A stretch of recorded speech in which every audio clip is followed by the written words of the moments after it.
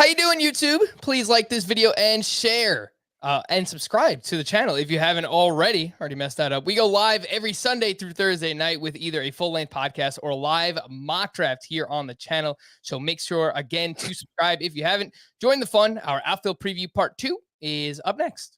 Welcome to the Fantasy Baseball Today podcast from CBS Sports. High drive, center field, hit the wall, grand slam. This is magnificent. Got a fantasy question? Email fantasybaseball@cbsi.com. Get ready to win your league. Where fantasy becomes reality. Now here's Frank, Scott, Chris, and Adam.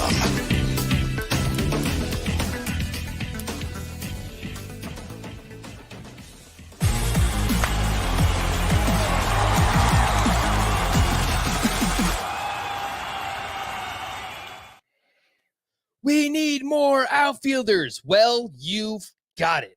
Welcome in to Fantasy Baseball Today on Tuesday, February 22nd, 2022. Lots of twos in the date there. Thought that date was actually pretty neat. I am Frank Stampfl, joined by Scott White and Chris Towers with our outfield preview part 2. In case you needed another one, looking to get through the top 60 or so in ADP with sleepers, breakouts, busts, and more. There's just so many outfielders to talk about. Let's just jump right in today, Scott. No time wasted, which this might be your favorite podcast ever. No pleasantries. Not even going to ask you how you're doing. Let's pick up where we left off, and we'll start with 3 that are going in between picks 68 and 60. Brandon Lau with an ADP of 68.6 in the 6th round. Ketel Marte at pick 77, and JD Martinez at 79.6 ADP. That is in the 7th round. We spoke about both Brandon Lau and Ketel Marte on the second base preview. We were okay with Lau, just know that he's very streaky. Scott likes Marte, while Chris loves Ketel Marte. And that brings us to JD Martinez, who had a very fine season last year. Finished 41st overall in Roto, averaged 3.2 fantasy points per game, 286 batting average, 28 homers, 92 runs scored, 99 RBI. Scott, it seems like the fluky 2020 is behind us. JD Martinez is, for the most part, back. The only thing that concerns me, he had this awesome April. From May 1st on, he hit 273, 19 homers, 805 OPS. So, he was good, but not great over the final 5 months. How much does that actually matter to you? Not that much. I wish it didn't happen. I wish it didn't play out that way, right? Because in April, remember, nobody in the league was hitting. It was a disastrous month for offense across the entire sport, and JD Martinez is looking like the league MVP at that point. No, obviously he's back. So it was a little weird that the rest of the season played out the way that it did, and given that he's 34 years old, I can't help but wonder if maybe the skills declined a little bit there.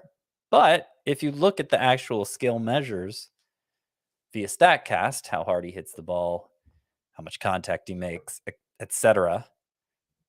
Even going month by month with it, it doesn't look too concerning. So, given that he's kind of in this range of outfielders where he's clearly going after the studs, I still think he's capable of being a stud himself. I think the value is pretty nice. I think maybe people are discounting too much because of the way the last 5 months went.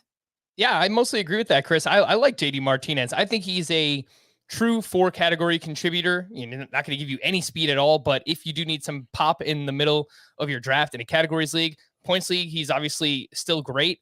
Scott mentioned some of the StatCast numbers: 90th percentile average exit velocity, 81st percentile in barrel rate. He hit the ball really hard when he put it in the air. I actually think that his home run to fly ball ratio can improve based on where it was at last year. So I like this value for JD Martinez, regardless of format, really.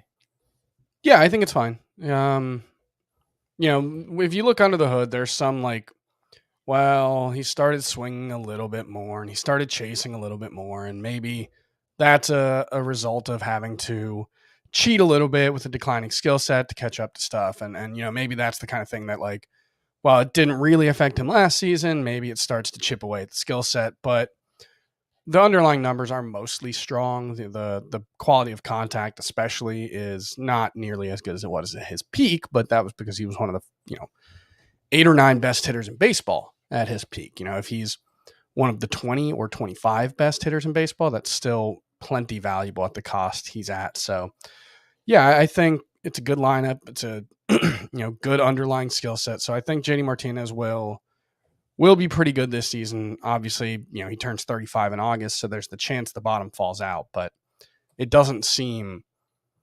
like there are a ton of red flags there. 3 more outfielders going between picks 84 and 87. So bunched up here in this group, all in the early 8th round range. And it's everybody's favorite group to talk about this offseason. Christian Yelich at 84.4, Giancarlo Stanton at 86.4, Cody Bellinger at pick 87 on the nose. 3 former MVPs. And we'll start with Yelich versus Bellinger because I think Stanton is a little bit different from these guys. Obviously, the skill set that he offers is different as well. He's probably closer to a JD Martinez type player, lower batting average than what these players can provide if they're healthy and if they're right. So, Scott, we'll start with you. Who do you prefer between Yelich and Bellinger, and do you actually target them in this range of your draft? I don't target them. To answer your second question first, as is customary. I just think there are too many high quality sure things still available in this range. It's just they're not the value hasn't depreciated quite enough for me to take a chance on 2 players that I'm not sure they'll ever be right again. I think there's a higher percentage chance of Bellinger getting back to an MVP level than Yelich. I think Yelich, the condition of his back has contributed to his downfall. And, there's obviously a long history of Hall of Fame caliber players who became significantly less than Hall of Fame caliber because of chronic back issues. Don Mattingly, Todd Helton. There are more examples, but those are the ones that immediately come to mind for me. But and the ones you don't remember? The ones are the ones who missed 4 weeks with a back injury and then it was never an issue again. Right. But obviously this has been going on for longer than that for Yelich. Bellinger, I feel like remember coming off the MVP season, he was changing up his mechanics. And then he had a dislocated shoulder in the playoffs, the 2020 playoffs after the short season. And so there was a shoulder surgery in there. And I just think he, between the injury and his own, I don't know, lack of trust in himself, he just kind of tinkered his way out of being that kind of player, and it's just a mess right now. And could he get it back? I imagine if he can get it back, it would be the sort of thing that happens very suddenly. But he may continue to look lost heading into this new season. I don't know. We don't really have any insight as to what's going on with him. So I'm scared of him because obviously he was useless last year. 2 of the hardest players to figure out this offseason, Christian Yelich and Cody Bellinger. I actually tweeted out an article earlier. I advise everyone to check it out if you want to learn more about these 2 guys. Tom Verdugo wrote like an in-depth breakdown comparing their age to other players, at this point in their career, their health, their mechanics, all these different kind of things. And I found it really helpful. Chris, lots going on with both of these guys. Yelich, obviously, he really hasn't been the same since he fractured his kneecap back in 2019. So maybe that's something that's contributed as well. Obviously, we know the back issues with him. The ground ball rate was up. The exit velo dropped tremendously last year for Christian Yelich. And then for Bellinger, I mean, it was just a flurry of just everything last year. It was the offseason shoulder surgery.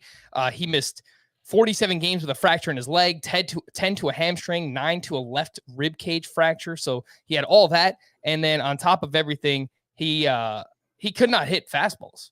He hit 150 against fastballs last year, which was the worst hitter that's all minimum of 500 fastballs. So he goes from, in his MVP season, 327 hitter versus fastballs to 150 last year. So, I mean, I don't know. It's tough to figure out, but do you have a preference? Do you actually like drafting either of these guys, Bellinger versus Yelich? It's worth noting he struggled against fastballs. He struggled. Like, yeah, in general. He was one of the worst hitters in baseball last season. It's not like, if you're comparing Christian Yelich to Cody Bellinger, I think the place that you have to start is like, Christian Yelich was a lot better in 2021 than Cody Bellinger was. 325 WOBA for Christian Yelich. That's not great, but it's above average. Bellinger was 237 with an xWOBA that was in the bottom 10%, bottom 5% in the league. Christian Yelich was still well above average in xWOBA. Obviously, 337 isn't what we've come to expect from him, but he still hit the ball really, really hard consistently. He had an 87th percentile on hard hit rate for Christian Yelich, 115 in at max exit velo, 91 miles per hour in average exit velo. Like, I'm more likely to draft Christian Yelich just because I think there are fewer things that need to go right for him. I think if Christian Yelich is healthy, he's going to be very, very good this season. I have no idea if Cody Bellinger is going to be good, even if he plays 162 games and magically doesn't have a single scratch on him. Like, I just have no idea what's going on with him. I don't know how much of his struggles the past 2 seasons are related to the injuries. It seems fair to assume some of that, but if we're more worried about Christian Yelich's injuries than Cody Bellinger's, it would stand to reason that it would also impact him more than Cody Bellinger, and it didn't, at least last season. So I get being more concerned about Christian Yelich's injury risk than Cody Bellinger's, just because, he has dealt with back issues going back to, the minors, at least from what we understand. Cody Bellinger seems like a lot of freak things. He collided with someone twice, I think, that led to injuries. Then the freak shoulder issue when he was celebrating a home run in the 2020 postseason or 2019 postseason. But 2020. 2020. Yep. Yeah. The shortened season. Yeah. But I just think there is more. We've seen less of a skills decline from Christian Yelich. Like, really, the skills decline we've seen from Christian Yelich is he stopped hitting the ball in the air as much, which it's not great. But we've seen a version of Christian Yelich that hits the ball in the air. He's not the guy he was in his Marlins. That's fine. I don't agree. I mean, like, we're still talking borderline elite exit velocities, borderline elite hard hit rates. Yes, the expected batting average wasn't what it was, but the production isn't there. I mean, if he's only Brandon Nimmo, he's not good enough for my fantasy team, is the bottom line. Right, but Cody Bellinger might not be. I don't know. There's probably a bad player named Brandon who I could think of. Brandon Webb as a hitter. He was useless last year. Yeah, I just think I think there are more looking at it, unless you play in a deep league, because Yelich, what he's been the last 2 years is still good enough for a deep league. But for the majority of people listening, either one of these guys will have to bounce back to some right, and that's what I'm saying is dropping him. Christian Yelich has been a lot closer to that the past 2 seasons than Cody Bellinger. I mean, that is fair. It's just not really saying much. I think that they both. I mean, they both have not been. I don't think we can overstate how much better Christian Yelich was than Cody Bellinger. If it's a two-player pool, only Yelich and Bellinger, pick one of these guys. But that's what we're talking about. No, not really. There has to be a minimum threshold that's met to be relevant in fantasy, and I don't trust either of them to meet it. Well, so Frank asked me which one I would rather have, and I would rather have Christian Yelich. Cody Bellinger is more expensive than Christian Yelich, and I think there's more things that have to go right for him to get back to being a relevant fantasy player than there are for Christian Yelich. And even Bellinger's playoffs, where he had like a 930 OPS, it was very BABIP inflated. He didn't hit for much power. So yeah, if I have to pick one, I'm much more likely to take Christian Yelich. I wrote about this on the site last week, if you want to check out some more of the thoughts there. I can't knock you, Chris, for wanting to take Yelich. Like, I think it's just going to come down to a preference thing. I think both of them, like, yes, they were both bad. Bellinger was way worse last year, but Yelich was still the 211th overall player in Roto. That's probably someone you don't want in your lineup, even though he was better than Bellinger. So you mentioned what Bellinger did in the postseason. I'll point out he hit 333 against fastballs in the playoffs. So something to build on. He is 4 years younger. I prefer Bellinger. I want to get shares of Bellinger this season. It seems about that range where you want to take a shot on somebody with risk who has massive upside. Both of these guys are 2 years removed from being top 5 players in fantasy. I think part of it also, Yelich was better before the last 2 seasons as well. So that's also, I think, like the baseline he's falling from is higher. Fair. I mean, yeah, he was better for more consistently. They were both top 5 players in 2019. He was quite a bit better in 2019. It was just he missed the last 30 games of the season or whatever it was. Correct. And for those who care, Scott Boras actually, showed some trust in Cody Bellinger bouncing back for whatever it's worth. He is his agent. Quote, he said this about Bellinger. He was injured. To Cody's credit, he tried to play, and the Dodgers played him because he is a Gold Glove caliber player at 2 positions. Will be back to full strength in the spring. Learned a great deal about himself last year. Chris, the one name we haven't mentioned yet here, very quickly, are you still in on Giancarlo Stanton? His ADP is 86.4. That's about 30 picks higher than where he was going last year. He hit 35 home runs, managed to stay healthy for 139 games. I like him less than I did last season because the price is more expensive. He's not a radically different player in my eyes. I don't think he's more likely or less likely to get hurt this season because of last season. I don't think he's a better or worse player. So the fact that he costs more makes me less likely to draft him, but I do still like him more than his price. All right, 3 more going between picks 87 and 97. Chris Bryan at 87.2. Bryan Reynolds at pick 94. Both of those going in the 8th round. Mitch Haniger at 97.2. That is the early 9th round. This ADP comes according to Fantasy Pros, the same as yesterday's podcast as well. Chris Bryan, very solid last year. Finished 67th overall in Roto, 3.0 fantasy points per game. We spoke about him extensively on our third base position preview. Scott, the other 2 names here, Bryan Reynolds and Mitch Haniger, they both finished as top 40 players, yet they're not being drafted anywhere close to that this season. It seems like there's a sliver of distrust for each of these players. How do you feel about Bryan Reynolds and Mitch Haniger? I am much higher on Reynolds than Haniger. I think Bryan Reynolds basically did what Bryan Reynolds profile sets him up to do. Hit about 300. He's a great line drive hitter. Always going to have a high BABIP. The power, probably not going to be a 30 homer guy.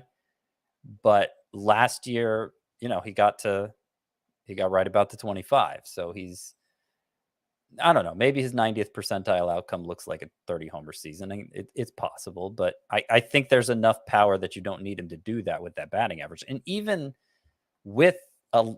in a miserable Pirates lineup, he got to more than 90 RBI, more than 90 runs scored. Like the counting stats all look fine. I mean, obviously you just said it. He was great in Roto leagues last year. And I don't see much to distrust in there. I know 2020 was awful, small sample. It was awful for a lot of players. But what he did last year looked a lot more like his rookie 2019 season, except with a little more power. Haniger had a combined 210 runs in RBI. He hit 39 home runs, so you can understand the RBI. He only reached base at a 318 clip. I don't know how he's going to score 110 runs again. And his profile is so power focused that he just doesn't stand out enough to me from like the Hunter Renfroe class of outfielders. I'd rather have him than Hunter Renfroe, but they're going, how far apart are they? It's probably I think it's 80 picks, Scott. Yeah, something like that. I don't think there's that much difference between the two. They're both probably going to be, probably going to give you a batting average in the 250 range. It's more probable in Haniger's case than Renfroe. I'll give you that. But I don't think the small amount of security you're getting from Haniger, who, by the way, didn't look at all secure heading into last season, is worth that many spots different in the draft. Mitch Haniger's ADP again is 97. Hunter Renfroe at 176. So yeah, just about an 80 spot difference between those 2 players. Chris, your thoughts on Bryan Reynolds versus Mitch Haniger? I agree with Scott. I think Reynolds is the safer player. People might not realize this. Mitch Haniger's 31 years old. When I saw that today, I was like, what? How is he 31 years old? It's just, I know he's missed a couple of years, some very unfortunate injuries. It was awesome to see Mitch Haniger back, and he was great last year. Chris, I just kind of feel like he got the best out of the quality of contact that he makes, which is not really great quality of contact. So I'm with Scott. I like Reynolds over Haniger. What do you think? Yeah, I think both are probably coming off something like the best fantasy seasons that they'll ever have. Reynolds, Haniger, he's probably more like a 30 to 32 homer guy, and he got 39. So, kind of whatever the difference in his production that would have been if he had hit 32 homers. Like he had an 803 OPS with 39 homers. That's a little scary just because it's like, man, he's really, teetering on the edge, I think, of not being all that great. I think the Hunter Renfroe comp is reasonable. Bryan Reynolds, I don't think he can hit lefties well enough to repeat last season. Last season, he had a 915 OPS against lefties. He was not nearly as good as that prior to that, to 2021, and that came with a 413 BABIP. So I think the production I think he's probably more like a low to mid 700s OPS bat against lefties, but he might be a legitimate like high 800s, low 900s OPS guy against righties. And so the overall profile might end up being, an 870 OPS with a really good batting average and 20-ish home runs. I don't know how valuable that's going to end up being in a lineup that should be pretty bad again, but I think he's perfectly fine in this range. But yeah, I do think these are two guys, Bryan Reynolds and Mitch Haniger, who probably saw, I don't know if I want to say a 90th percentile outcome, but an outcome that I don't think they're all that likely to repeat. Yeah, I quickly pulled up Bryan Reynolds' minor league numbers to look at how he performed against lefties there. And some inconsistency, 2018 stands out against lefties, 233 batting average, 638 OPS, but everything else looks pretty good. He is a switch hitter too. So yeah, I don't know. Maybe he takes a little bit of a step back against left-handed pitching, Chris, but overall, I think it's a pretty safe profile. Strong plate discipline, makes a lot of contact, hits a lot of line drives. I think a 30% line drive rate in the second half last year. So that's going to lend itself to a high batting average. I just think he could be like 23, 25 home runs, which, it's solid. Yeah, I think the problem is like a median outcome might be like 20 homers, 85, 80 or something. And that it's the runs and RBI that really worry me more than anything. Like, given that I think last year was pretty close to, not, a best case scenario, and he still only had 183 in a decent number of games. That's where it gets hard for me to like get super excited about him. But the quality of a lineup can improve from one year to the next. And if they're 10% better offensively, they could still be one of the worst lineups in baseball and be much better. So I don't want to write them off because of that. O'Neal Cruz, baby. Let's go. Help out our Pirates. Help out our buddy Bryan Reynolds here. Moving forward, I will not include other eligibility players because we've talked about them on other podcasts. So I should have just did that from the start of this podcast. But alas, I'm not going to mention those other names anymore. We have three more going between picks 100 and 120. Jesse Winker at pick 103. In the 9th round, Austin Meadows at pick 120. Kyle Schwarber at pick 120.2, who has Scott's wandering eye. Kyle Schwarber does. Both of those are going at the end of the 10th round. Scott, we'll start with Jesse Winker here. I know that he is very talented when he plays. A 288 batting average, 888 OPS for his career. He averaged 3.7 fantasy points per game last season. The problem is that he has never played more than 113 games in a season, and he cannot hit lefties. You might as well just put a traffic cone up there because he's just not hitting lefties. So I don't know. What do we do with a player like this, Scott, he's clearly very good, but can't stay healthy and has those struggles? Yeah, I struggle with Jesse Winker. I started with him ranked pretty high, inside the top 20 at outfield for me, and have just been kind of moving him down slowly because I find I don't really want to take him. So I'll start with this. And head-to-head points per game last year, 3.72 is what Jesse Winker averaged. 3.72. That's compared to Bryce Harper was 3.87. Kyle Tucker was 3.51. So Jesse Winker was closer to Harper than Tucker in terms of head-to-head points per game last year. And both of those guys are first rounders, right? So He was awesome in first round caliber bat, at least in points leagues. But the walk rate helps with that. But the point is, he was awesome no matter what format you're looking at. And like, he gets a lot more credit because he sustained it for a solid 4 months. I mean, he'd have stretches like that in previous years, but he would then have an awful month following up a great month. And we're like, who is this guy? We don't know. He did it for 4 solid months before getting hurt last year. So I feel more confident now than ever that Jesse Winker is good. And are we overstating the injury risk? I know Chris is always careful of that. We may be in Winker's case. But I keep coming back to those awful numbers against left-handers. And just how easy would it be for the Reds? And I know they're bleeding talent right now.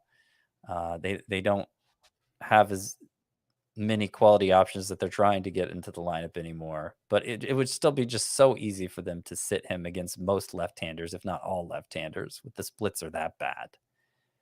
And that's going to hurt. It's hard to quantify like how often that happened, but one way you can do it is percentage of his starts that came against lefties. It was 19% for the Reds as a team. It was 25.3%. Obviously, him missing time, maybe that explains some of it. But I do think there's some real risk of it just because he is, sub 600 OPS for his career against lefties. It's not even or he's exactly 600 OPS, and that's with, a 305 OBP. It's 188 with a 295 slugging percentage against them. It's real bad. And like I mentioned, Bryan Reynolds, who might be a 900 OPS bat against righties and only a mid 700s OPS guy against lefties. Well, that's 150 points better. You can live with Bryan Reynolds. He's an above average hitter against lefties, even if it drags his overall numbers down. Winker, probably, unless he takes a big step forward against lefties, he probably doesn't deserve to be in the lineup against them, even on a team like the Reds. Like, they have someone in their organization who can put up a 700 OPS against lefties. Yeah. Where's the Punisher, Aristides Aquino? And so that's the tough thing, is that like there's real risk there, and I don't know how big the season-long upside is because of that. So I almost don't want to even bother with Jesse Winker in a 3 outfielder league, which would include virtually all points leagues, which is his best format. So it's, I feel like we're in between a rock and a hard place with him because like there's this potential for him to be great, but there's also potential for him to be worthless. It's just a weird situation. The injuries concern me quite a bit as well. Look, I don't know that any of these things are related to each other, but they're pretty serious injuries. The last 4 seasons, a strained hip flexor, right shoulder subluxation, which is what Fernando Tatis has been dealing with, a cervical strain in his spine, and then last year he dealt with an intercostal strain. So those are all pretty serious injuries for Winker.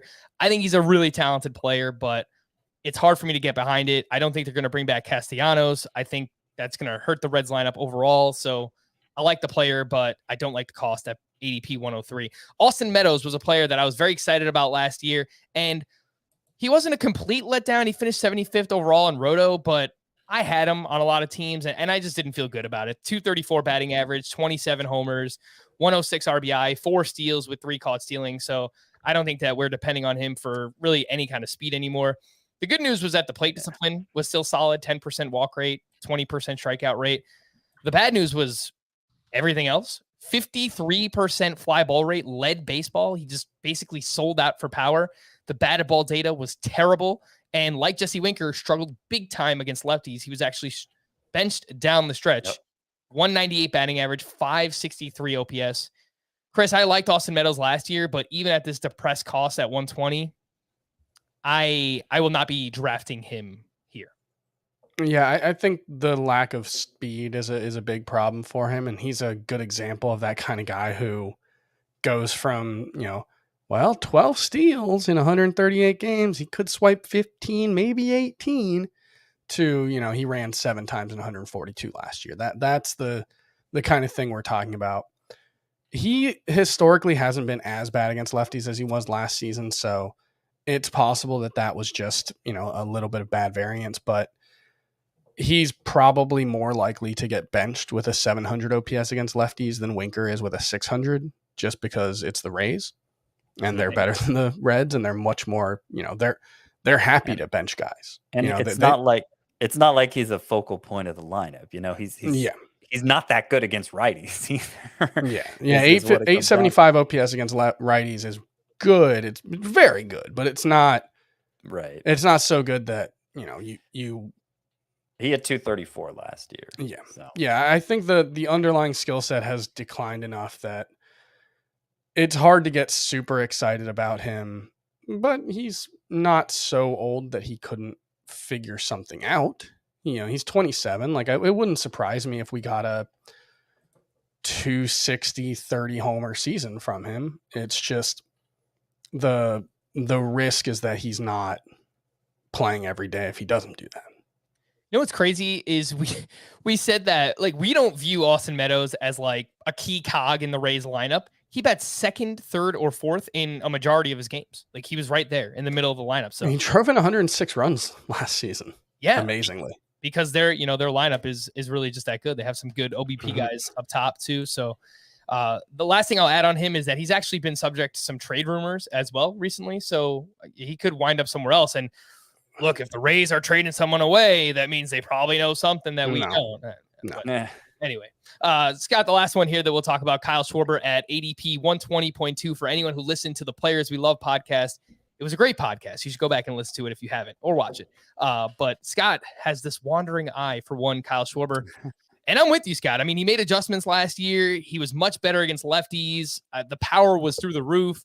He posted career highs in slugging percentage, isolated power, OPS, and now he's a free agent who's been linked to the Rockies. I mean, look, that would be a dream case scenario, but really, he's one of those guys where, like, wherever he goes, I think his power is going to play regardless. Yeah, I mean, he split last year between Washington and Boston as a left-handed hitter. Fenway Park is not a great place to hit it out for left-handers. If you give him 155 games, his pace last year over 155 games, it comes out to 44 home runs. He worked to recapture his stance, his mechanics from college, from early in the minors, when he looked like he was just going to be this otherworldly hitter. It was one of the most exciting players from his draft class, and it seemed to pay immediate dividends. He had, if not for the injury, he would have clearly had a career season, and you could argue he had a career season anyway, even in 399 at bats. I think if you're drafting him, the modest expectation is what he did in 2019, which was hit 250 with 38 home runs. I think it could be a lot better than that. Last year, he hit 266, again, with a 44 home run pace. And we'll see where it goes, but I'm not worried about him sitting against left-handers anymore. I like him more than Mitch Haniger, who we talked about earlier. I like him more than Giancarlo Stanton. He's kind of my favorite mid-round power bat as a guy who's one of his chief focuses this year is not to underdo it with the power. All right. Yeah. I think he's good regardless of format too. Points league, obviously he walks a ton. And then if you play in Roto, again, Scott, like you just said, if you need power in those middle rounds, he is a fantastic target. Again, that is Kyle Schwarber, ADP 120.2. We have three more going between picks 130 and 140. Jared Kelenic at pick 131, Trent Grisham at 131.6. Those are right around the end of the 11th round. And then Joey Gallo at pick 137.6. He's going in the 12th round. Chris, it was an up and down season for Jared Kelenic, mostly down. He did flash in September, which obviously is a very small sample size, but I think it's worth mentioning. 248 batting average, 7 homers, 3 steals, an 854 OPS, better plate discipline. Quality of contact wasn't great, but the barrel rate was very high. So when he put the ball in the air, he was crushing the ball in the air. What do you think about this cost? Seems a little high for Kelenic.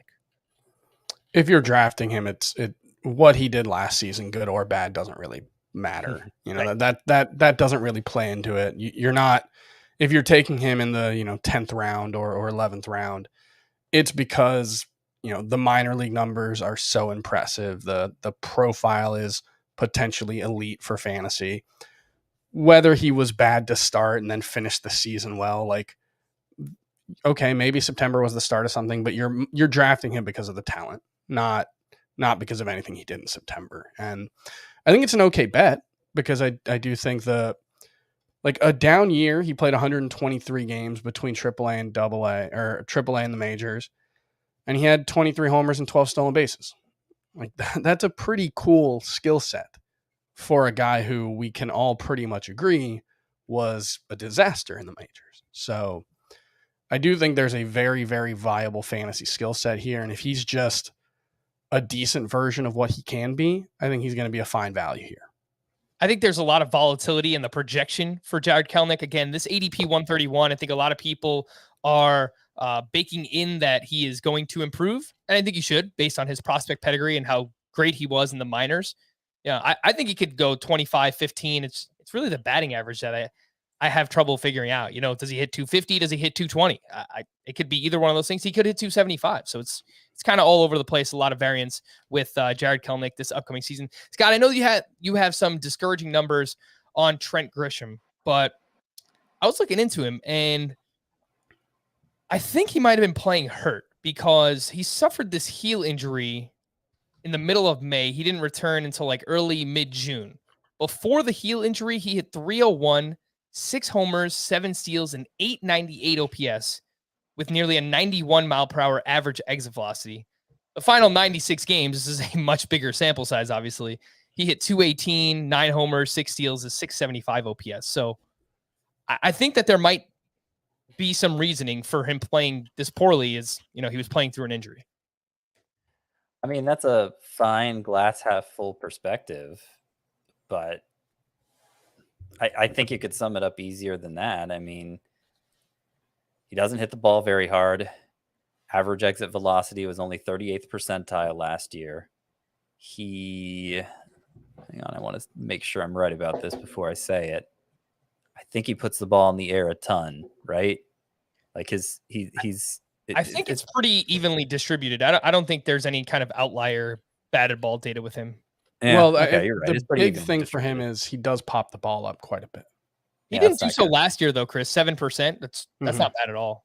But it's the sort of thing we've seen for so many players, Austin Meadows included. Like, when you do put it in the air, it takes a lot more to get it out than it used to. And I just don't think Grisham has it in him. So,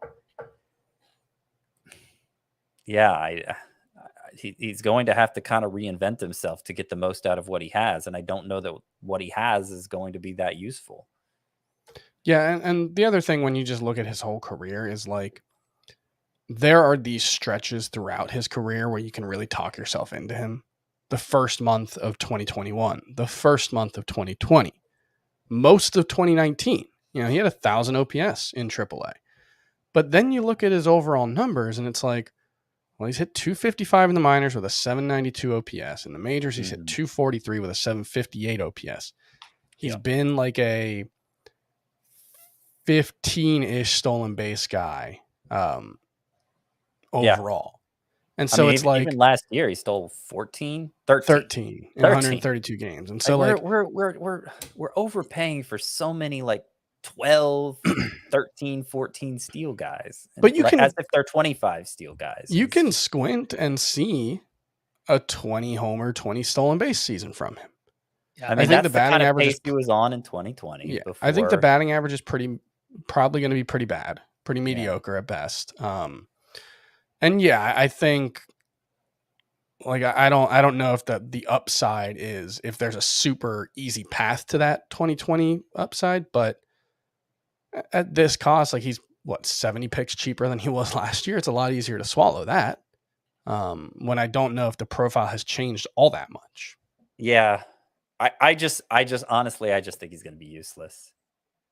I just like, by the end of the season, the Padres weren't even playing him every day. Like that tells you a lot right there.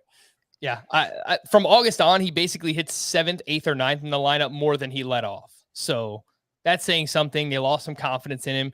Maybe he was playing hurt. Maybe this is just who he is, like an inconsistent player, month to month, year to year, whatever it might be.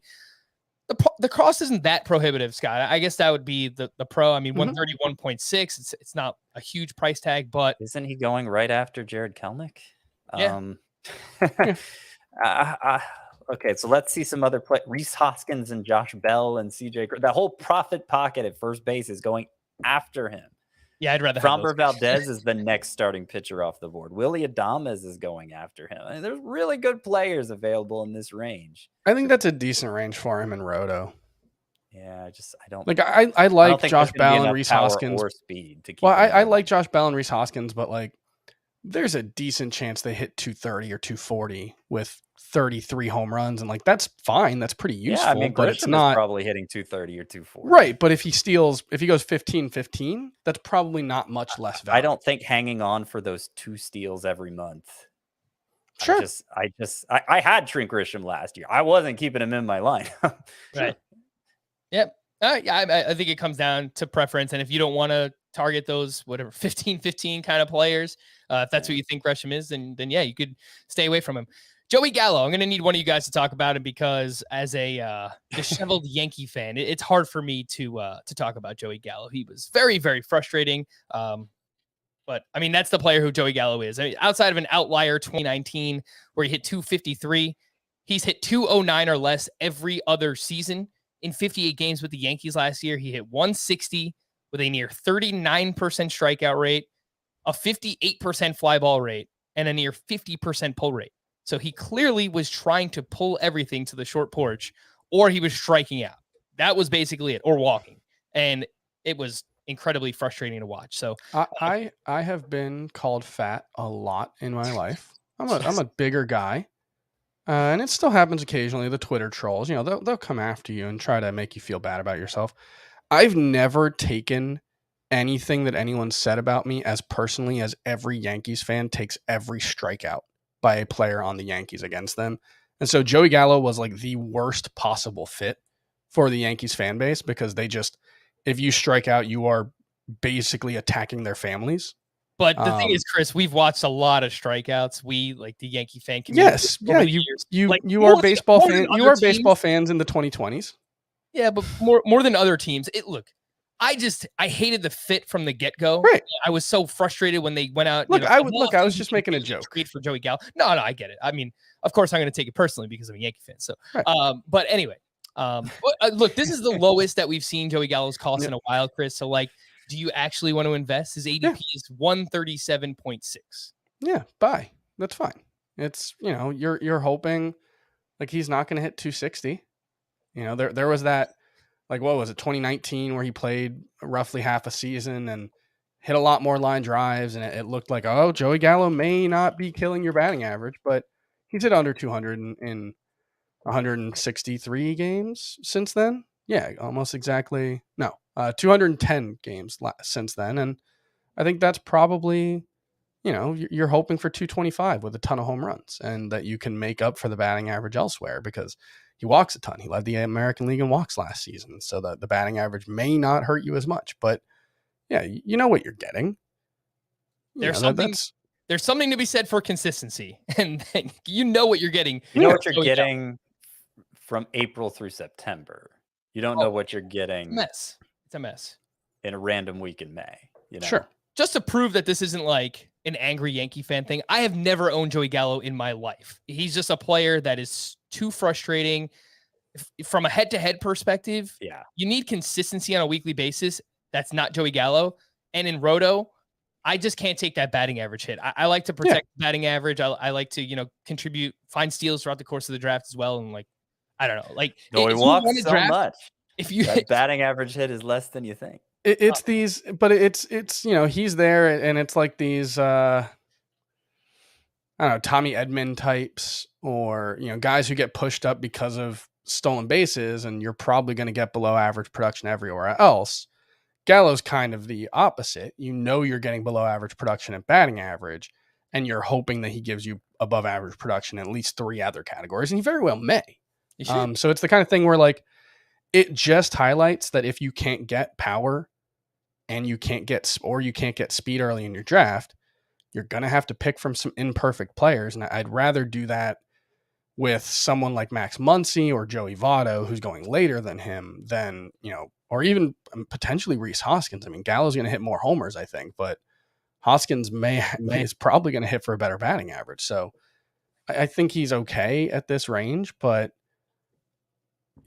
things haven't gone according to plan if you are the one who ends up taking Joey Votto or Joey Gallo. Last point Joey on Votto's Gallo. great. If you want Gallo on your team in a categories league, just plan it beforehand. Unless you want to tank your batting average or punt it, go ahead. I mean, you could punt batting average and take a bunch of these guys. But if you want to be somewhat competitive in batting average, plan on how you want to build that batting average up early so that you can take the hit from Joey Gallo later on in your drafts. Before we hit the break, we do have a live mock draft tonight by the time you are listening to this, Tuesday, February 22nd, 9 p.m. Eastern time, this time a 12-team head-to-head category draft. All three of us will be here. See if I can get a special guest as well. But yes, come hang out with us Tuesday night, 9 p.m. Eastern time for another live draft, and we'll record a mailbag podcast afterwards. So send in some questions as well. fantasybaseball@cbsi.com. That's the letter I, or drop a question in an Apple podcast review. We're going to take a quick break. We have more ADP up next here on Fantasy Baseball Today. All right, so let's jump back into ADP. We have 5 outfielders going from picks 145 to picks 170.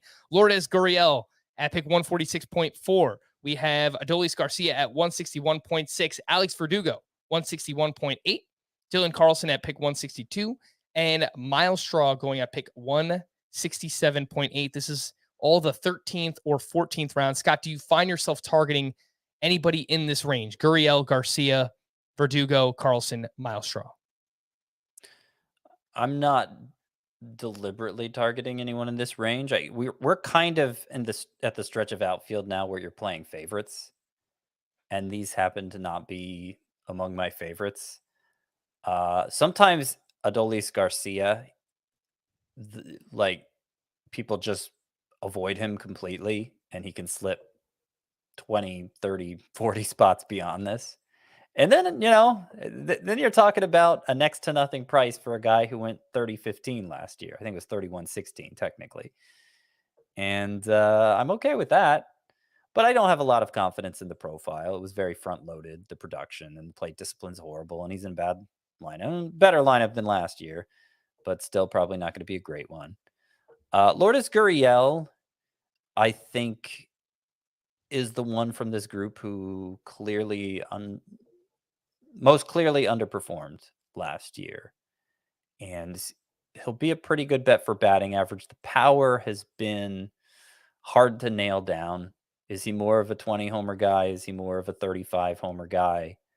But, even if he ends up being only that 20 homer guy, I think this price is pretty good. He's in solid lineup. He had a stretch last year where he wasn't quite playing every day, but by the end of the season, he was.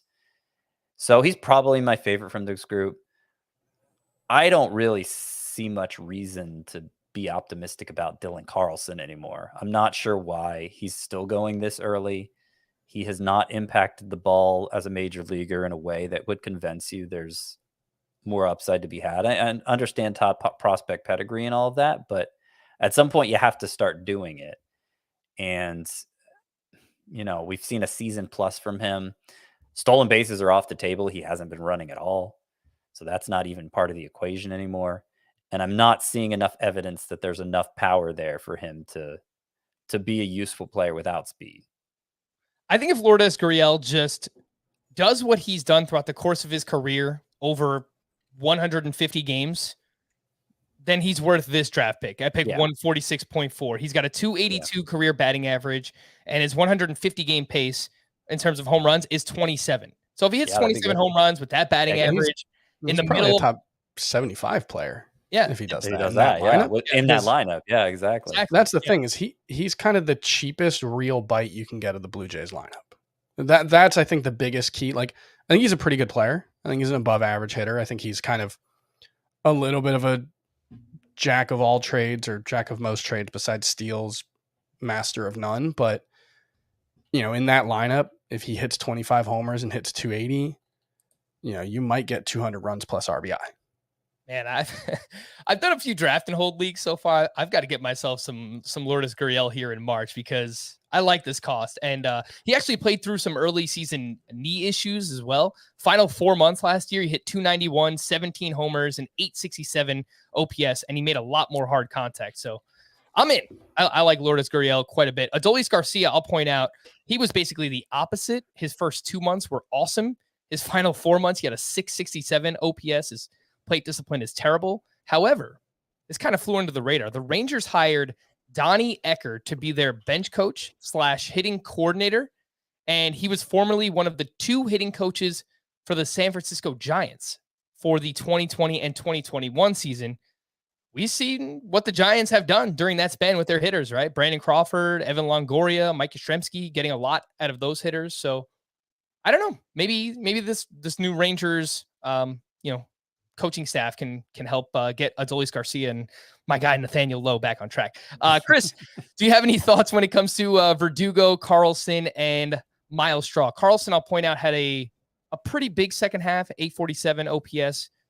Verdugo, I think if you need batting average and runs at this point in the draft, like he's going to be a plus contributor in both of those categories, which it's pretty late to find those two. So I think he's interesting, but he's got to be for the right build, obviously.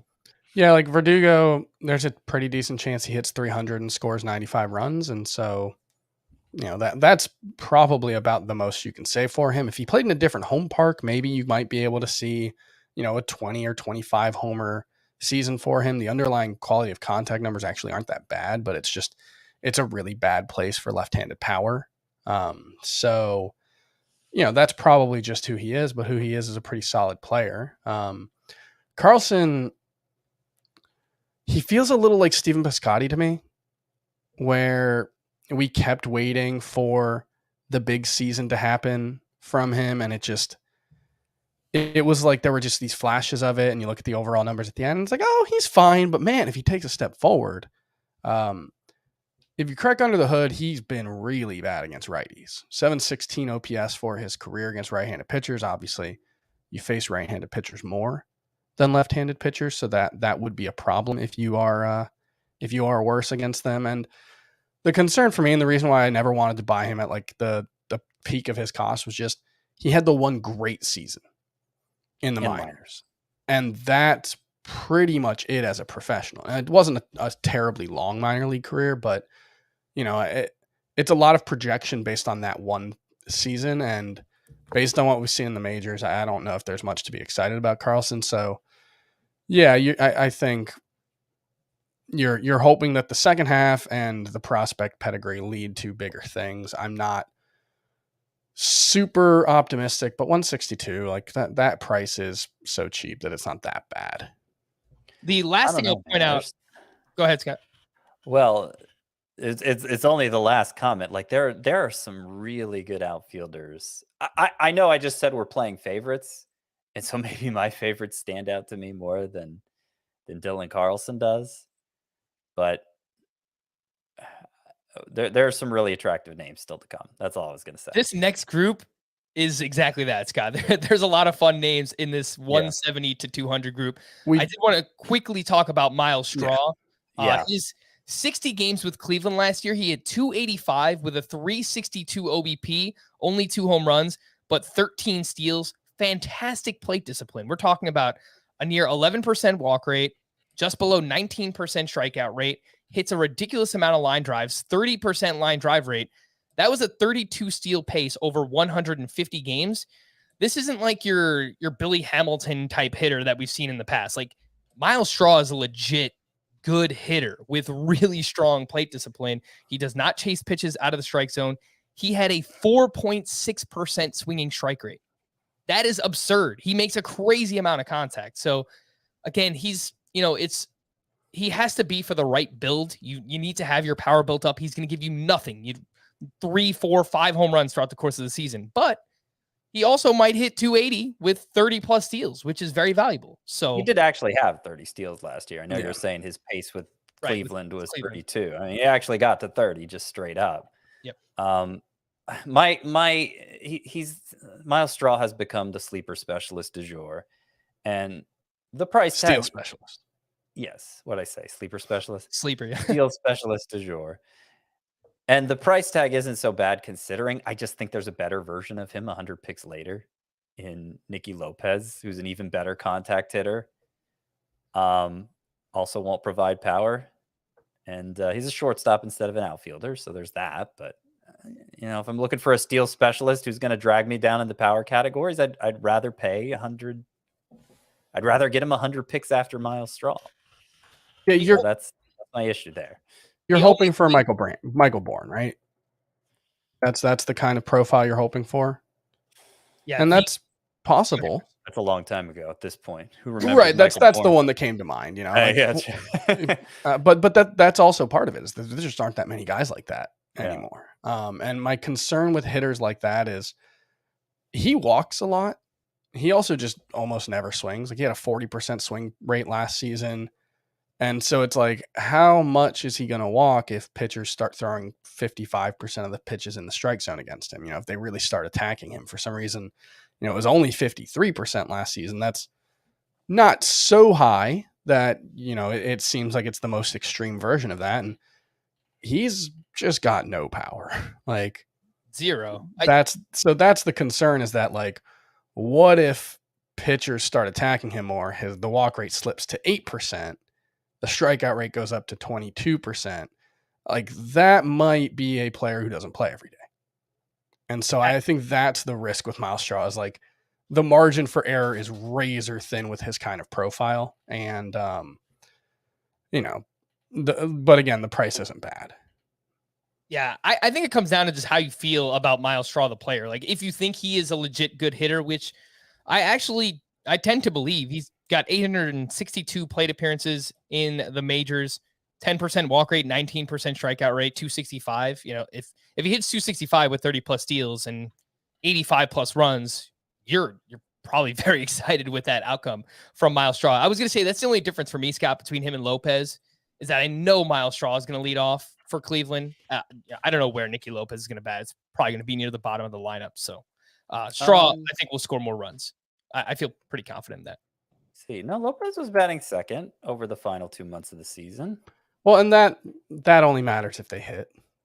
Sure. Which there's a very good chance neither of these guys hits it well enough at all to hit near the top of even a bad lineup. So I think Nicky Lopez has that more like David Fletcher type contact profile where like, he's going to put the ball in play.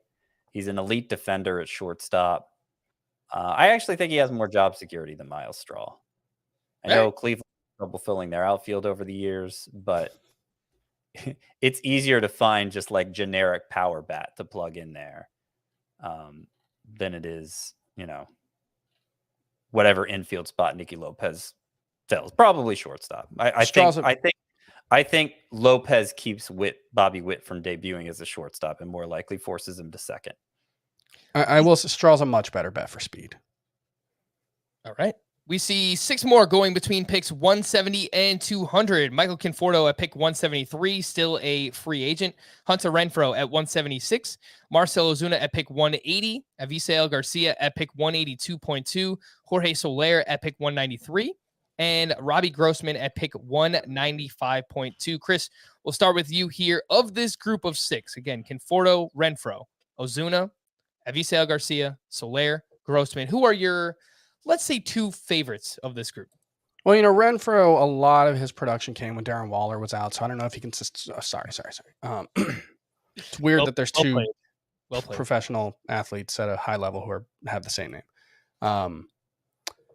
My 2 favorites in this range are probably. I think Ozuna is probably the best hitter of this group. I'm not sure it's all that close if he's playing every day for the Braves, which we still don't know. But the last we heard, he served his suspension last season. Last we heard, the Braves manager did say, they expect him to be a part of the team. So I think he's definitely like a decent amount better than everyone else here. He was the number 1 outfielder in fantasy in 2020. It's worth pointing out. I would say Conforto is probably the one I like the best out of the other 2, and that the rest of this group, and that's mostly just by the dip.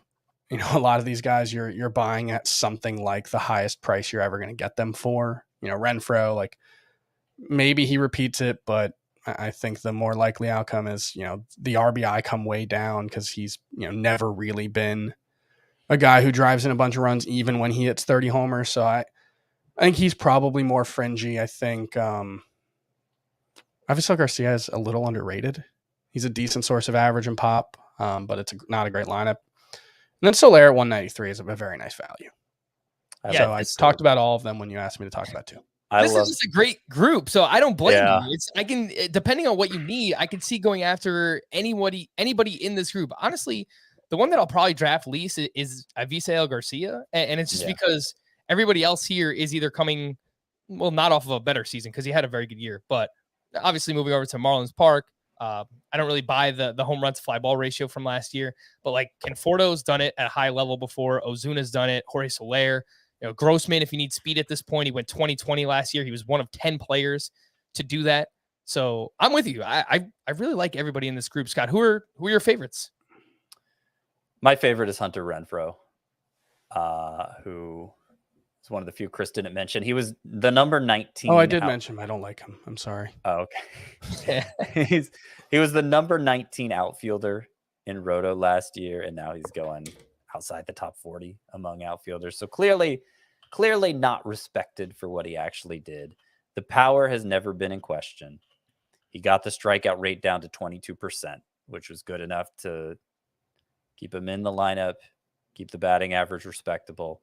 And now he's going to Milwaukee, where, I don't know that there's a chance for more, but if there's any park, if there's any venue you can go to that improves your potential as a hitter, Milwaukee is certainly among the top 3.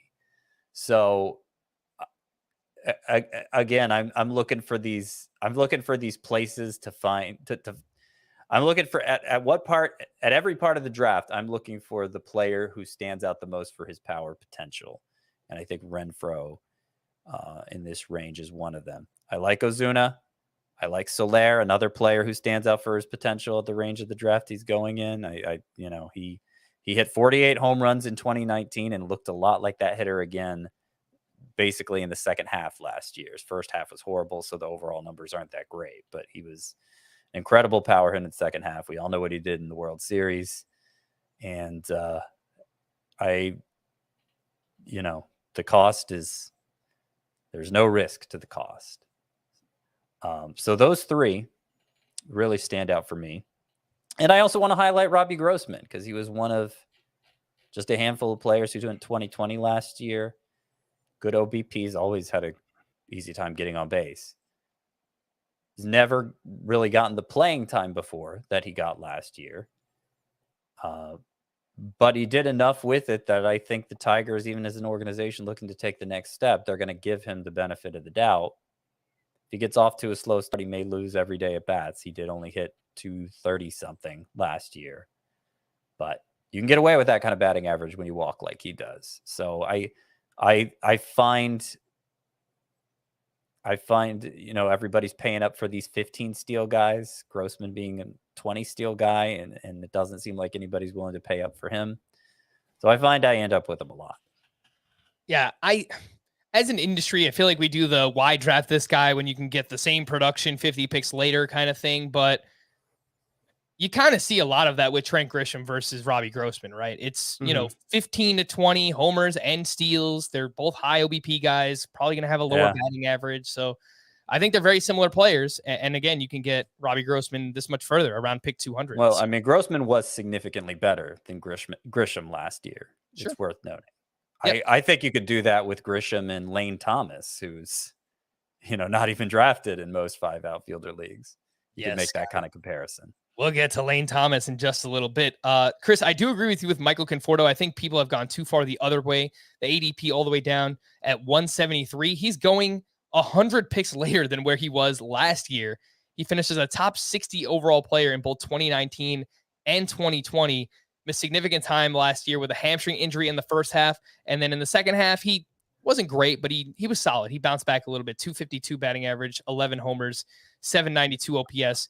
Conforto, currently a free agent too, has been linked to the White Sox. Would be nice. I gotta say for Conforto, because all year I was holding out hope. The underlying numbers look mostly like Michael Conforto. Why is he not performing like Michael Conforto? He's one of the players I flagged as potentially being ruined by the juice ball because he just doesn't hit the ball that hard. And I'm not going to be right about all those guys, obviously, but he's one of those players that I'm avoiding for that reason. Scott, when was the juice ball most prevalent? It was 2018 and 2019, right? 2019 appeared to be the most when it was at its juiciest, but the juice ball era is basically second half of 2016 through 2020. All right. So yeah, that's a pretty big portion of Conforto's career. Because I was going to say from 2015 to 2020, his entire career leading up to last season, he was an 843 OPS bat. So yeah, that's a very valuable player. That's all juice ball era. Yeah. No, it's a fair point. Marcel Ozuna, you guys talked about him quite a bit. I mean, he's from a yearly consistency is all over the place, but I mean, has about as much upside as anybody in this range. Jorge Soler hit 14 home runs in 55 games with the Braves last season. That's a 38 homer pace over 150 games. So he is a free agent right now as well. We will see where he winds up. Let's get into sleepers, breakouts, and busts, and then we'll wrap up with a little bit more ADP, some of those really late round options. And Scotty, we will start with you, a sleeper in the outfield. So this is one of the, obviously outfield is an enormous position. I don't know how we're supposed to limit ourselves to just one for each category. Take as many as you want. Okay, well, I'll run through a couple that we've talked about already. Jorge Soler I have here. Now, you know what? Most of these guys we haven't talked about already because they're so low end. I'll highlight Connor Joe. Connor Joe is probably my favorite of the low end outfielders. He may be the Rockies' leadoff hitter this year, which in and of itself would make him a sleeper, right? But he earned it by how he performed specifically last August, but really the whole time he was up with the major league club. Reached base at a 387 clip. This is a guy who past few years in the minors was always reaching base around 400 clip. Really good on base skills, which, playing half his games at Coors Field is going to lead to a lot of run scoring potential. It's middling power, but it's going to play up at Coors Field. You look at his home away splits, they look like a typical Rockies hitter. He was awesome at home. 3.13 fantasy points per game is what he averaged last year. That's the same that Mitch Haniger averaged. And, mostly for me, what it comes down to is are the Rockies going to give him that chance to be an everyday player? The addition of the DH spot obviously helps with that. And they were prepared to do that because of the way he performed last August. I think, who was it who was injured? I think it was Raimel Tapia was injured. Correct. And Connor Joe, they were planning to play him in center just to keep his bat in the lineup, and then he hurt his groin and missed the rest of the season. So do they pick up where they left off with him? If they do, then he's a steal, I think, as the 104th outfielder off the board, going 346th overall on average. So he's my favorite. Couple other low end guys. I mentioned Lane Thomas, Frank. I'm sure you're going to talk about him. I also like Rafael Ortega. Those three, that's the rebuild leadoff trio. They're all project to be the leadoff hitters for their respective teams the majority of the time, and yet they're all going outside the top 300 players overall, right? Yeah. So especially in deeper outfielder leagues, or anywhere where you start 5 outfielders. If you can get one of these guys on the back end, or even as a bench bat, just to see what happens early on in the season. Anyone who's heard Kokomo Friday, you've heard it. Frank loves him some Connor Joe. Yeah, yep. I do love me some Connor Joe for a lot of the reasons that Scott mentioned. Lots of line drives, great plate discipline. If this guy's leading off consistently for the Rockies, we could get 280 plus, 20 plus homers, 90 plus runs scored, and he's going outside the top 300. So, and I do want to point out, because I feel like every time we argue for sleepers, of course, we only present the upside case. because that's what we're arguing, right? Well, and most of them are so cheap that the downside case doesn't matter. Exactly. The reason people don't buy into him is because they're really old career minor leaguers. Connor Joe's 29, and he's getting his first real shot in the majors. I believe Rafael Ortega of the Cubs is the same age. And then Lane Thomas is also in his late 20s. So that's why. Like, the only reason they're getting this chance to play so often is because these teams don't have anybody better. But the little bit we saw of them last year, they earned the right to play more. Ortega, 11 home runs and 12 stolen bases in 330 plate appearances. So, you just project that out. He's coming close to 2020 season. And again, probably going to be batting leadoff for the Cubs, at least against right-handed pitchers. All right, Chris, you're up. A sleeper in the outfield. Odell. He crushed the ball at AAA last season. And he's one of those guys who's been around for such a long time. Like, I feel like we've really been talking about him for fantasy as someone, to stash really probably since 2019, I would say. He was probably one of the guys that we were stashing in 2019 drafts. And all of a sudden now we're here 4 draft years later and he still hasn't made an impact at the major league level. He's not even 23 yet. Joe Adell is a year and a half younger than Adley Rutschman, who's probably the top prospect in baseball right now. So that's just to highlight how young he is. He had a 934 OPS at AAA last season. And in the major league level, the numbers haven't been good. 594 OPS overall, 703 last season.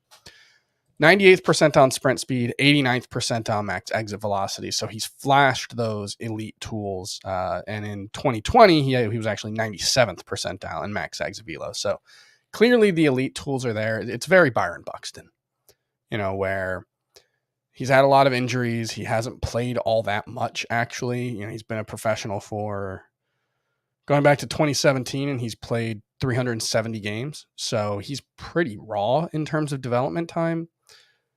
But I don't know if he's got first round potential for fantasy. I don't know if they'll let him run as much as that, but he clearly has the skill set to be a 30 homer, 20 steal guy who doesn't hurt you anywhere. And he's going, let's see, 233.7 is his ADP in NFC drafts. And remember, that's a format that tends to value higher variance upside picks like Joe Adell. So you can get him with one of your last picks, and I think Joe Adell has superstar potential. I'm with you, Chris. I wrote him up in Breakouts 1.0, so a little bit of sneak peek, but Joe Adell was my breakout pick here. A lot of the reasons that you mentioned, he was much better in the minors last season. He hit 289, 23 homers. The strikeout rate was much better, 29%. And then when he joined the majors, he lowered the strikeout rate even more, 23% in the majors last year. You mentioned how hard he can hit the ball. He hasn't done that consistently yet, but we see it in the max exit velocity. So if he can do that a little bit more consistently while he's making contact, the speed is there. If they let him run, steal 15 or so bases, I think there's upside for more than that. We could talk about him as a top 50 or 60 player next week. Next week, that would be crazy. Next year, if everything clicks for Joe Adell. So I'm with you. He is my breakout. And he's the outfield. He's 3 months older than Jared Kelenic. Jared Kelenic was about as bad last season in the majors as Joe Adell was in 2020. I guess Joe Adell was probably worse, but he's 21 versus someone who had just turned 22 when he was in the majors. So the fact that you get him 100 picks later, like I don't know if Jared Kelenic has a better fantasy profile than Joe Adell. So it's also just an opportunity to get a very, very recent blue chip prospect at a very cheap price, which is not something you get. Bobby Witt's 140 picks more expensive or something. All right.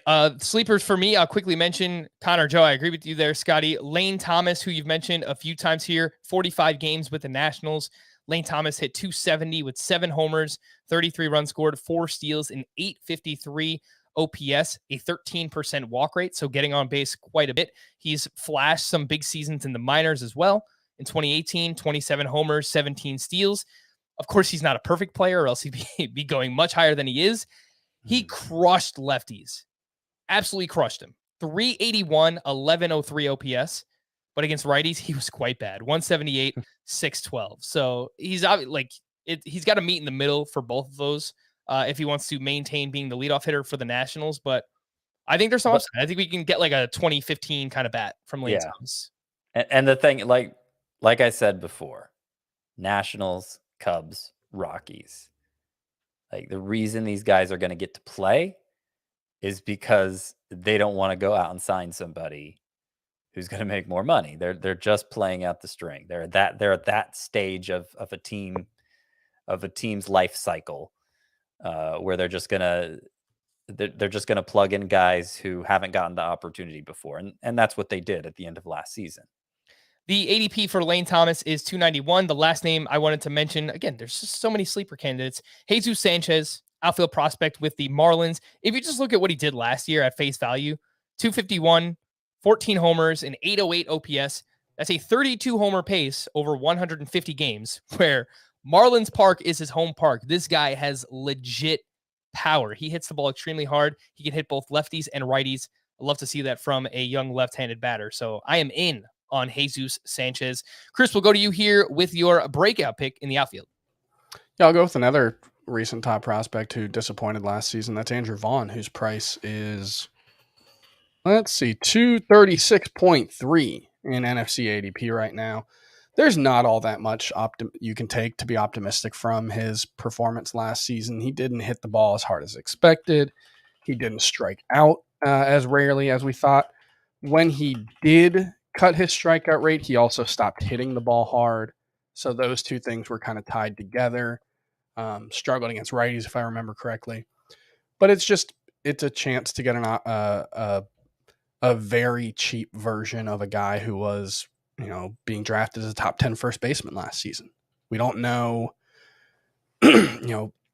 exactly where he's going to play, whether he's going to be an everyday player right now, but there were, he did hit the ball hard. He hit the ball hard consistently, 81st percentile in hard hit rate, 94th percentile max exit velo. So the skills are there. If he can, put them together, I think there's an opportunity still for him to be a top 10 first baseman. First baseman? Sorry, top 30 outfielder, I guess would be the way to phrase that. Fair enough. All right, I mentioned Joe Adele as my breakout pick. Scotty, who you got? Well, I was going to go Joe Adele as well, but Ooh. You guys covered that pretty well already. Thanks.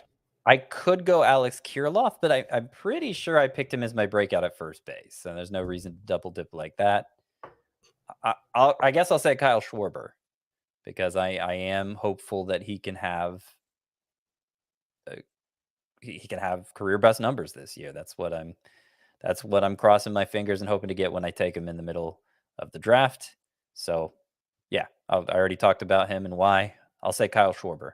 All right, a bust for me. Tyler O'Neill, spoke about him on yesterday's podcast. I worry about the plate discipline, the strikeouts. I think there's a lot of volatility in that batting average, even though he does impact the ball very hard. I think he's dealt with a lot of injuries the past couple of years as well. I just really don't like the price tag. He's going inside the top 60, 70 picks. It's very high. I understand it. He was awesome last year. I'm worried about Tyler O'Neill myself. Scott, a bust from you in the outfield. Okay. So we talked about Castellanos in the previous show. We talked about Austin Meadows today. The one that I want to stress the hardest, though, is Randy Arozarena, who we talked about in part one of the outfield preview, too. Just one of the biggest overachievers, according to StatCast last year.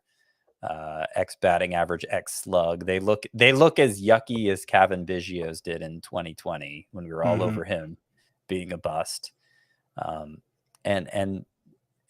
I think maybe people are a little too certain about him being a 20 steals guy, even because he was only 20 for 30 last year. The Rays are not a risk-taking team in terms of stealing bases. So, if he loses that and takes a step back as a hitter, like he could go the Trent Grisham route, where this time next year, I'm saying I'm not even sure he's going to be worth rostering. And so, Chris, what would you like to add to Randy Arozarena? Well, I think Scott hit it on the head. We had a good discussion about him yesterday. I'm as pessimistic as Scott is. The one thing I will point out as well, he has shown zero ability to hit anything but fastballs. Last season, his expected WOBA against breaking pitches was 227. Against off-speed pitches, it was 250. The year before, when he was good, obviously we're talking small sample size there, but 187 xWOBA against breaking balls, 236 against off-speed. Context, 315 to 320 is usually about league average, so he's been just awful against everything but fastballs so far, and that's in addition to all the other things that Scott already said. I think there's a chance, and a not insignificant chance, that he's just not an everyday player. All right. Well, I think I've already got 2 or 3 shares of Randy Arozarena. I'll probably stop drafting Randy Arozarena. Hey man, you do you. You don't have to hate him just because we do. Hey, I respect you guys, man. And look, you're not the only ones. Yeah, I posted something on Twitter about him today, and a lot of people had similar thoughts. So he's a polarizing player, and I get it. Let's wrap up with some more ADP review. These are really late round options going outside the top 200. We'll mention a few prospects here as well. 6 players going from picks 200 through 215 includes Eddie Rosario, Michael Brantley, Akil Baddoo, Andrew Benintendi, Charlie Blackmon, and the aforementioned Andrew Vaughn. Scott, I think that Eddie Rosario is getting pushed down because he's still a free agent. We don't know where he's going to play yet. He was quite bad last year. Obviously worth mentioning that, but prior to 2021, he finished 53rd overall or better in Roto each season from 2018 to 2020. 53rd or better. His ADP is now outside the top 200. Seems a little bit too aggressive the other way for me. Yeah. He and Jorge Soler both got a lot of attention in the postseason. Obviously, Jorge Soler was World Series MVP, Eddie Rosario NLCS MVP. I mentioned Jorge Soler, how much better he looked in the second half of the year. They got back to homering at that same pace that made him a 48 homer guy in 2019. Eddie Rosario was a similar story. So he strained his abdominal in late August. He strained his abdominal earlier on in the season. He returned in late August, and in 48 games from late August through the postseason. So I'm counting end of regular season and postseason. 48 games. Eddie Rosario hit 316 with 10 homers and a 975 OPS. I'm not saying that's who he is, but I'm saying that player that we saw being such a consistent contributor in fantasy those years prior to last year is probably still in there. And we shouldn't write him off because of an injury-plagued season. There's still top 30 potential here. Universal DH should definitely help too. Eddie Rosario is a butcher in the outfield. So, get this guy in the National League, American League, wherever. Get him a DH spot. I think he'll perform quite well there. Chris, Eddie Rosario, Brantley, Baddoo, Benintendi, Blackmon, Vaughn. Do you have 1 or 2 here that you like to target late? Yeah, Vaughn for sure. Blackmon, I think, is a decent target late. There was weird stuff with his batted ball or his home road splits last season that make me believe that there's room for him to bounce back. I don't think he's a super high ceiling player anymore, but I think he should be a top, 50 outfielder or so. And Baddoo is a really interesting player. He's sort of like a more extreme version of a Jazz Chisholm, or Randy Arozarena is similar as well, where his tools for sure, the underlying skill set is potentially very intriguing. He just can't hit lefties at all, or at least he couldn't hit lefties at all last season. I think he had 1 extra base hit against them in like 103 or 108 plate appearances.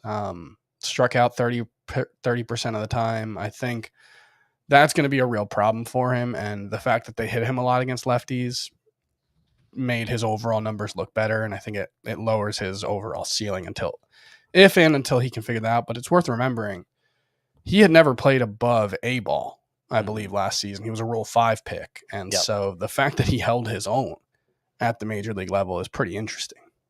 Yeah, no, I'm with you there. I mean, he goes so late too. I think there's legit power speed potential here. Got to improve against lefties. You sold him short there, Chris. You said only 1 extra base hit. It was 2. He had 0? Oh, 2. Okay. 2 extra base hits in 108 plate appearances against. That's twice as many as I said. Yeah, that's right. But 82nd percentile max exit velocity, 91st percentile sprint speed, tools for days. And if you've seen any offseason pictures of this guy, he is jacked. He is jacked up. Andrew Benintendi, I wanted to mention.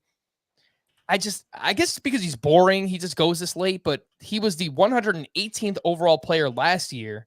Now he's going outside the top 200. So he hit 276, 17 homers, 8 steals in 134 games. I mean, that's a 2010 player with a 275 batting average. That's a pretty valuable player. So I don't think he has a ton of upside, but No. if you just need players who are going to play and not hurt you this late, Benintendi, Blackmon, Eddie Rosario, I'm fine with all of them. I like them quite a bit. 6 going from picks 220 through 250. Ian Happ, Adam Duvall, Joe Adell, AJ Pollock, Mark Hanna, and Ramon Laureano. Scott, AJ Pollock was actually sneaky good last year, and now they have the universal DH in the National League. Cheap exposure to one of the best lineups in baseball. Yeah. I know he's old and he's like injury prone, but man, give me some AJ Pollock in the like the 230, 240 range. Yeah, so he averaged 2.92 head-to-head points per game last year. Let's see, what's a good comp for that? Randy Arozarena, basically. Now, Arozarena isn't so geared for points leagues, but I mean, clearly this price tag here for AJ Pollock is selling his potential short. I like a lot of the outfielders in this range too. I guess it's not surprising that even in 5 outfielder leagues, I'm assembling my outfield mostly from mid to late round outfielders. I mean, we got the NL RBI leader going in this range, and Adam Duvall, who also nearly hit 40 home runs last year. He's going to drain your batting average, yeah, but I think So will Joey Gallo, and he's going a lot earlier. Right, exactly. I think Adam Duvall was 20th in roto as a roto outfielder last year. So even accounting for the 228 batting average he delivered, I think he's being undervalued, and I'm happy to grab him as my 5th outfielder in every 5 outfielder league. All right, yeah. Mark Hanna signed with the New York Mets as well. I think he's going to get some playing time. Can be like a 20 homer, 10 steal guy, lower batting average, but very strong OBP. I think it's possible there for Mark Hanna. Chris, you get this next group. There's 6 players going from picks 260 to 280. Austin Hayes, Raimel Tapia, Riley Green, outfield prospect for the Tigers, Mike Yastrzemski, Jesus Sanchez, and Will Myers. I think that's a pretty underwhelming group. I think there's more interesting players going just ahead of them and just behind them for the most part. Tapia, you're hoping for kind of an empty batting average and some steals. I don't think Will Myers has much left. Jesus Sanchez, I think, is an interesting player, and he's probably the one of this group that I'm most likely to draft, but I think I'm less convinced than Frank is that the chances of him breaking out are good, just because, I don't know, he was someone who, like, it was always like, oh, the underlying skill set, the swing, when he's right, when he gets it right, it goes a long way. But then the overall numbers in the minors are kind of meh. So we'll see. It's possible that he could be like an Avisail Garcia type player, in a, like a 25 to 30 homers, not really great plate discipline, not a lot of steals, but maybe won't kill you in batting average. I could see that kind of that kind of outcome for him. Going in this range, obviously I mentioned Jesus Sanchez. I think there's a chance Mike Yastrzemski can get back on track. He might not play against left-handed pitching, but I do trust the Giants. They've done a great job over the past couple of years. Will Myers, Scott, I believe he was someone else who suffered from the average exit velocity. Yeah, he's tricky. I put him in that column because last year's average exit velocity wasn't good, but he and Yohan Moncada, the White Sox third baseman, their average exit velocities have been all over the place. There have been years where Will Myers has hit the ball harder on average than he did last year. So I just think he is streaky in the literal sense, not just like the production is streaky. He is streaky. Right. Yeah, just too volatile in a way that's clearly costing him playing time. So I just don't have that much interest anymore, as Chris said. Yeah, he was diagnosed with patellar tendonitis on April 14th last year. So basically played the entire season with it. I think that's a pretty good reason to struggle. I don't think something like that goes away. He's probably just going to have it forever. But look, he's going so late now compared to where he was even this time last year. Can he hit 20 homers, give you a handful of steals in an okay Padres lineup? I think so. And it's just so late. So I don't mind Will Myers as like a fifth outfielder in a really deep league. Sure. I can see that. The rest here, Lane Thomas, Anthony Santander, Tommy Pham, he's a free agent. Andrew McCutchen is a free agent. Jaron Duran, Max Kepler. Scott, you mentioned Rafael Ortega. There's Lorenzo Cain, Randall Grichuk, Harrison Bader, Kyle Lewis. A lot of names. Anyone else? Right. Well, see, that's the problem with drafting Will Myers is like at this point in the draft, I want to make sure I'm the guy who gets Lane Thomas or Rafael Ortega or Connor Joe. So I'm just letting Jaron somebody Duran. else have Will Myers. Okay, Jaron Duran. Yeah. I mean, he's like, I don't think he's going later than he was last season, but there's certainly a lot less hype around him. There's a lot less discussion around him, but he actually did the thing last year that we were hoping he would do. 2 months. And then the power just disappeared. 60 games at AAA, which is about 2 months, but 16 homers, 16 steals. Like that's the first time we've seen him hit for power at all in the minors. So and Max Exavilo was average last season. So I don't think you need him to hit for huge power, but if he's just got a little bit of pop, I mean, he could be a Trent Grisham-esque player with more speed, perhaps. Yeah, maybe. I don't have a good read on him anymore because, he came out of the gate like gangbusters, and it's like, oh my gosh, is this going to be a 30-30 guy? And then I don't know. It kind of reminded me of, I don't know if this is a good comparison, but like what Luis was his Urias. injury? I don't remember. Duran. Okay, because he didn't play a full season last year, but I'm not sure. But yeah, look, I don't like. I'm not taking him inside the top 200, but I would rather take a late round flyer on him than Will Myers or Mike Yastrzemski or Austin Hayes. I mean, Tapia, I guess if you need steals late, he would be a guy, but Jaron Duran could also Duran, right? I don't know that the steals so. Expectations would be any different for those two. Yeah, so he's just I think an interesting late round guy. The only thing I'm seeing for Duran, Chris, is that he went on the COVID list, so okay. You might have missed some time because of that last year. Scott, we'll quickly wrap up with some prospects to know for 2022. Julio Rodriguez with the Mariners, Riley Green with the Tigers, Brendan Davis with the Cubs, Alec Thomas with the Diamondbacks, Josh Lowe with the Tampa Bay Rays. And we've got to mention Oscar Colas because listener of the podcast, Sean Snow, he keeps asking us about it on we don't have to. On Twitter. We don't have to cater to one guy, Frank. Oh, all right. Well, Oscar Colas coming from Cuba. He's in his early 20s already. So, if he hits in the minors, potentially he'll get a shot in the majors sooner than not. Doesn't seem like the prospect gurus are that high on his upside. So I didn't have him in my top 30 for, first year player draft rankings. But whatever. And he's in the White Sox system. It's White Sox, right? Yep. Okay. I mean, Julio Rodriguez is obviously the standout here. And I think because of where the Mariners are looking to contend, he should be up sooner than later. Bobby Witt might not beat him to the majors by much, frankly, as far as I'm concerned. I mean, he hit nearly 360 once he got to Double-A last year, and he's just put up monster numbers at every stop. He just seems like that kind of prospect that you're not going to be able to slow down, even if you want to. And I don't think the Mariners are going to be that inclined to. Riley Green for the Tigers, another organization expected to take a step forward, and he's already gotten significant playing time at AAA, so he should be up soon. The strikeout rate's a little higher than I'd like, but the scouts love the hit tool. There's some speed there, definitely some power. So he'll probably be the number 2 target among outfield prospects. Joshua Lowe could get a chance with the Rays. I mean, I never feel confident about anybody's playing time with the Rays, but there's power and speed there. Who else did you mention? Alec Thomas. Yep.